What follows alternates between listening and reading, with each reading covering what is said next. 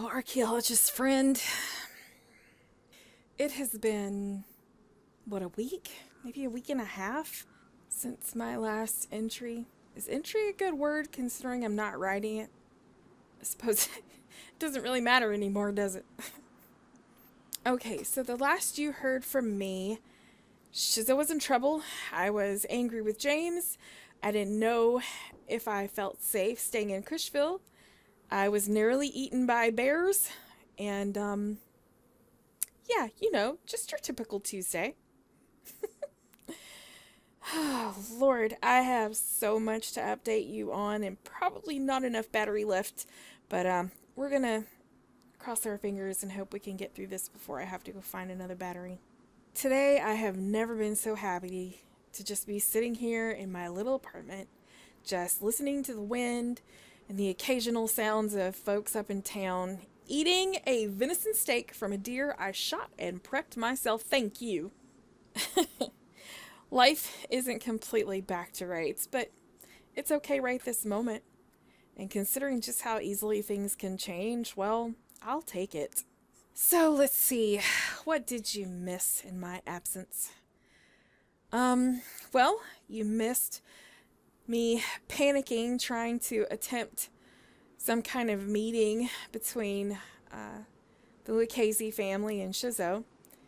The day after he disappeared, I happened to bump into Miss Lucchese and Hans, and she kept saying they just wanted to talk to him. Hans kept saying that too, but neither would say whether or not he would actually be safe for this meeting. And I've heard rumors about things not going quite so well for other people in town. And I'll admit, I was really fed up with Shizzo, but all in all, I didn't want him to get hurt. But Mrs. Lucchese seemed the most optimistic between the two, that he would be safe, and if he just turned himself in and answered their questions, everything would be okay. But man, my mind was just plagued with thoughts. Things like, well, what if they don't like his answers? And should I even care what happens to him? It sure didn't feel like he cared when he left me to deal with all of this on my own. Also, things like, was I ready to admit that James was maybe right? Was he done caring about what happened after my angry words telling him I didn't want to talk to him anymore?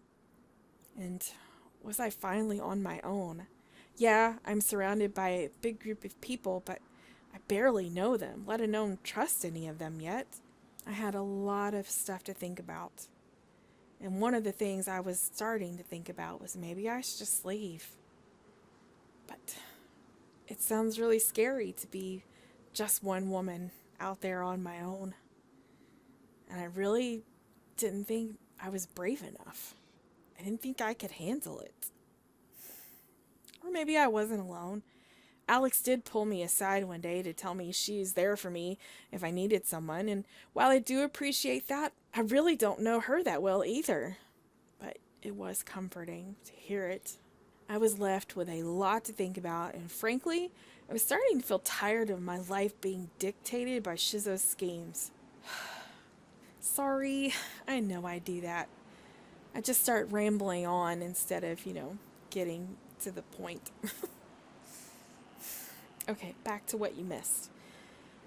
I finally just decided that I wasn't ready to completely give up on Shizzo, so I followed their advice and I reached out to him on the radio, and even now, after all of it's over, I'm still a little bit surprised that he contacted me and was willing to meet with me and then maybe try to arrange something to meet with them.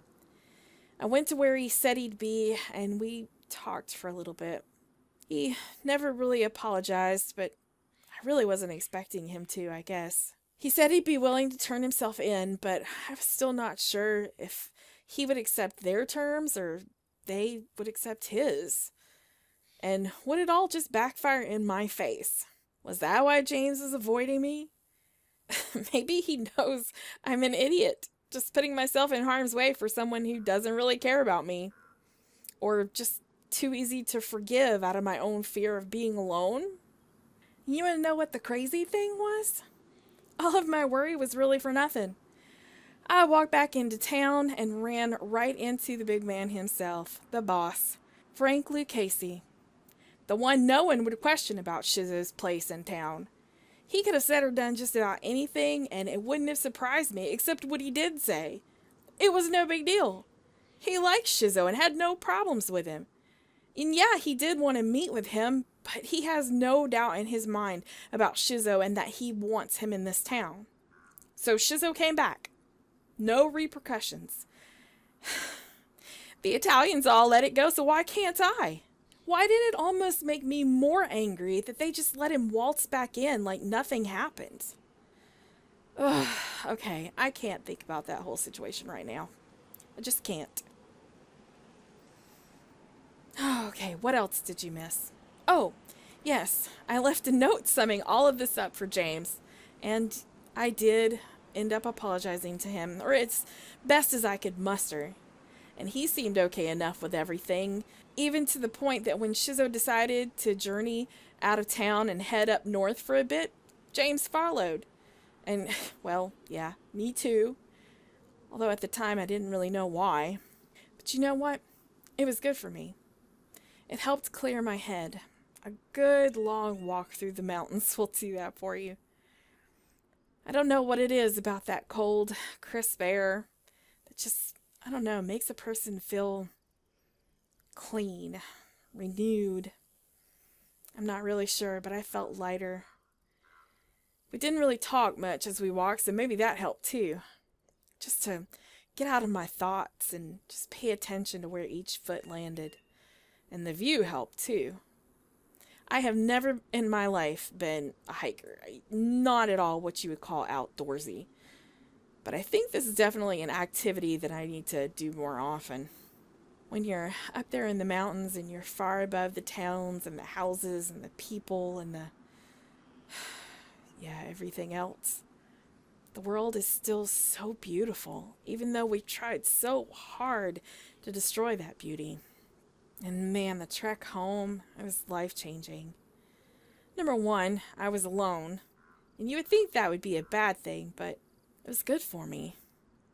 Both Shizzo and James stayed to see, I guess what else they could find once we got to Portland. But someone had to start carting all the stuff home, and I volunteered right away.